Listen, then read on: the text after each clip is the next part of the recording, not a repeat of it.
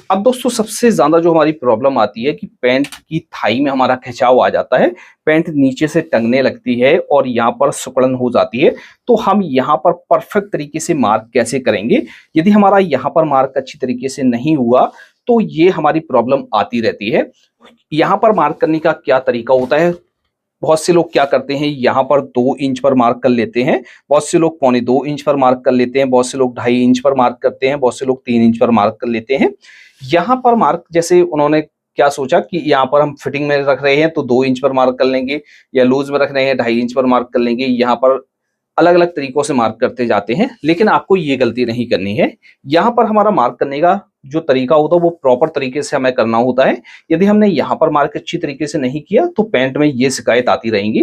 तो यहाँ पर जो हम mark, hello my dear friends, एक और नई वीडियो में आप सभी का बहुत बहुत स्वागत है। फ्रेंड्स, मेरा नाम है शाहिद। तो फ्रेंड्स, आज की इस वीडियो में हम आपके लिए लेकर आए हैं एक एंकल लेंथ नैरो बॉटम की पैंट की कटिंग करना। तो दोस्तों, आज की जो हमारी वीडियो रहने वाली है वो बहुत ही कम समय में हम इस पैंट की कटिंग करना सीखेंगे। जैसे आपके पास कम मेजरमेंट है तब भी आप इस पैंट को बहुत ही आसानी के साथ बना सकते हैं। तो एकदम फिटिंग में हमारी ये पैंट बनने वाली है। इस वीडियो को पूरा जरूर देखिएगा, आपको एक ही बार में सारा कुछ समझ में आ जाएगा।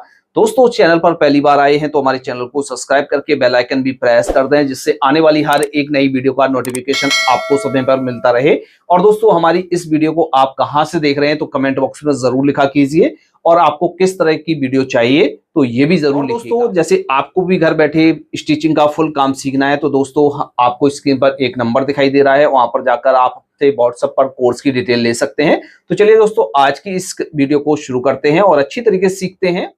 तो डियर फ्रेंड्स, अब आपको हम बताएंगे कि इस एंकल लेंथ और नैरो बटन के पैंट को हम किस तरह से कटिंग करेंगे। तो इस तरह से कटिंग करने के लिए हमने ये कपड़ा ले लिया है, यानी फैब्रिक ले लिया है। फैब्रिक को उल्टा फोल्ड करके हमने बिछा लिया है।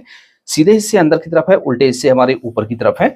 सबसे पहले हमें क्या करना होता है, एक मेजरमेंट की जरूरत होती है। तो आपको एक मेजरमेंट लेना है। जैसे आपके पास घुटने का मेजरमेंट नहीं है, बॉटम का मेजरमेंट नहीं है, सीट का मेजरमेंट नहीं है, तब भी आप इसको आराम से बना सकते हैं। तो इस तरह से कपड़े को बिछा लेना। बिछाने के बाद सबसे पहले हम एक ऊपर से टॉप पर मार्क करेंगे। ये मार्क करने का हमारा जो मेन पॉइंट होता है कि कपड़ा हमारा सीधा हो जाए। अब इसके बाद हम इसकी लेंथ का निशान लगाएंगे। जितनी भी आपकी लेंथ है आप इसी तरीके से मार्क कर सकते हैं। जैसे हमारी लेंथ है 34 इंच 34 इंच, तो हाफ इंच ऊपर से निकालकर हम इसमें मार्क करेंगे। आप जैसे पूरा निकाल मार्क करना चाहें तो पूरा भी कर सकते हैं। तो इसको हम सीधा करेंगे और यहां से हम बटन फोल्ड करने के लिए मार्जिन ऐड करेंगे। तो मार्जिन करेंगे 2.5 इंच 2.5 इंच।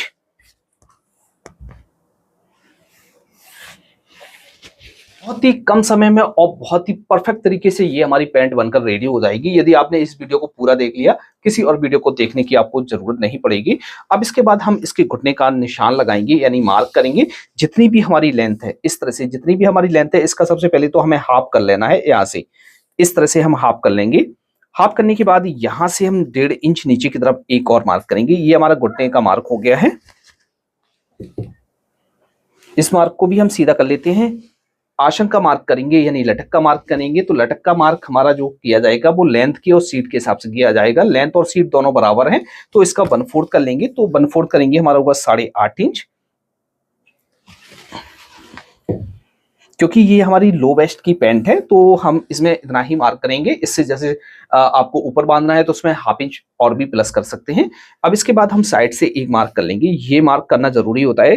यहाँ से हम 1.5 इंच छोड़कर मार्क करेंगे और यहाँ से भी हम 1.5 इंच छोड़कर मार्क करेंगे। इसके बाद हम जो है यहाँ से कमर का मार्क करेंगे। अब जैसे आपने थाई का मेजरमेंट नहीं किया है तब भी आप इसको इजीली तरीके से मार्क कर सकते हैं। तो दोस्तों, जैसे आपने कमर का मार्क किया है, कमर है इसकी 29 इंच। 29 इंच को 4th भाग में हम डिवाइड करेंगे तो हमारा हुआ 7.25 इंच। और प्लस हम क्या करेंगे, यहाँ से 1.25 इंच का मार्जिन ऐड करेंगे। इस तरह से ये मार्जिन ऐड करने के बाद आपको क्या करना है, यहाँ से इस तरह से रखना है, बिल्कुल सीधा रखना है, हल्का सा इस तरह से रखना है। ये पॉइंट थोड़ा सा निकला हो और ये पॉइंट आपको अंदर की तरफ हो, इस तरह से रखेंगे और यहाँ पर इस तरह से मार्क कर देंगे। मार्क करने के बाद अब क्या करेंगे, इस वाली मार्क से हम 1.5 इंच आगे की तरफ एक मार्क करेंगे। इस तरह से मार्क करने के बाद ये हमारी थाई का मार्क हो गया है। अब जैसे हमने थाई का मेजरमेंट किया हुआ था, तो थाई का जो हमने मेजरमेंट किया था वो किया हुआ था 20.5 इंच। 20.5 इंच, तो 20.5 इंच का हाफ करेंगे तो हमारा हुआ 10.25 इंच। तो यहाँ से हम नाप कर दिखा देते हैं। तो देखिए दोस्तों 10.25 इंच ही हमारा आ रहा है। तो परफेक्ट तरीके से इस तरह से मार्क कर लेते हैं। मार्क करने के बाद यहाँ से हम इसका सेंटर का मार्क कर लेंगे। तो जैसे आप थाई का मेजरमेंट करना भूल गए हैं तब भी आप इस तरह से निकाल सकते हैं। और जैसे आपने थाई का मेजरमेंट है आपके पास, तो आप क्या करेंगे, जितनी भी आपकी थाई है इस वाले मार्क से थाई का हाफ करके मार्क इस तरह से कर लेंगे और फिर इसके 1.5 इंच पीछे की तरफ मार्क करके फिलाई का मार्क कर लेंगे और यहां से शेप दे देंगे। तो ये तरीका होता है। अब इस तरह से मार्क करने के बाद ये जो हमने सेंटर का मार्क किया हुआ है तो यहां से इस तरह से लेंगे और सेंटर का मार्क कर लेंगे। हम शेप देंगे तो यहां से इस तरह से शेपर को रखना है और यहां से आपको शेप देना है। यहां से बॉटम का मार्क करेंगे। तो जैसे आपने बॉटम नापा हुआ है तो आप यहां पर बॉटम लिख लेंगे। तो हमने बॉटम नापा हुआ है 11.5 इंच है, 11.5 इंच है। 11.5 इंच को हम इस तरह से ले लेंगे और इसको हाफ कर लेंगे इस तरह से। जैसे आपको मेजरमेंट निकालने में दिक्कत आती है तो इस तरह से हाफ कर लेंगे। तो ये हमारा 6.25 इंच हुआ। इस 6.25 इंच को भी हम इस तरह से हाफ पे कर लेते हैं। तो ये हुआ हमारा 3 इंच में एक सूत कम है। तो यहां से हम रखेंगे आधा इस तरफ मार्क करेंगे और आधा इस तरफ मार्क करेंगे। इस तरह से इस तरह से मार्क कर लेंगे। मार्क करने के बाद अब हमें, जैसे हमने घुटने का मेजरमेंट किया है तो हम घुटने का भी इसी तरीके से मार्क कर लेंगे। नहीं किया है तो हम क्या करेंगे, यहां से इसको इस तरह से रखेंगे मिलाकर और एक ही बार में हमारा जो है शेप आ जाता है। तो यहां से इस तरह से हमें जो है मार्क करना होता है। इस तरह से राउंड दे देना होता है। यहां से क्रॉस में हम मार्क कर लेंगे। इसी तरीके से दूसरी साइड भी हम इसमें शेप देंगे। तो यहां से रखेंगे और शेप दे देंगे। यहां पर आपको क्या करना है, अच्छी तरीके से राउंड में लाना होता है जिससे आपकी पेंट में फुलाव ना रहे। तो इस तरह से मार्क करने के बाद यहां से पॉकेट का मार्क करेंगे। पॉकेट का मार्क करेंगे हम 2.5 इंच पर और यहां से लंबाई रखेंगे 6 इंच, 6.5 इंच और यहां से इस तरह से मार्क कर लेंगे। अब इसकी हम जो पेंट को डाउन करेंगे वो डाउन करेंगे 1.25 इंच। 1.25 इंच डाउन करने के बाद यहां से इस तरह से हम सीधा कर लेंगे। सीधा करने के बाद यहां से जो है हमारी फिलाई लग जाएगी। फिलाई आप यहां से 6 इंच की भी लगा सकते हैं, 6.25 इंच भी लगा सकते हैं। तो इस तरह से हमारे फ्रंट पार्ट में मार्किंग हो जाती है। तो आपको अच्छी तरीके से फ्रंट पार्ट में मार्किंग करना आ गया होगा।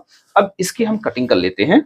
तो इस तरह से हमारी कटिंग हो गई है। कटिंग करने के बाद यहाँ से दोनों पार्टों को यहाँ से मिलाएंगे। इस तरह से दोनों शेप हमारी बराबर आ रही हैं। यहाँ पर हम एक कट लगा लेते हैं इस तरह से। यहाँ से बॉटम फोल्ड होगा। अब इसके बाद हम क्या करेंगे, यहाँ पर एक कट लगा लेते हैं और यहाँ पर एक कट लगा लेते हैं। इसके बाद यहाँ पर भी एक कट लगा लेते हैं इस तरह से। इस तरह से कट करने के बाद फ्रंट का पार्ट हमारा कंप्लीट हो गया। बैक पार्ट की कटिंग करेंगे। ये जो हमारे पास बचा हुआ कपड़ा है, इस कपड़े को हमें पलट कर बिछाना है इस तरह से।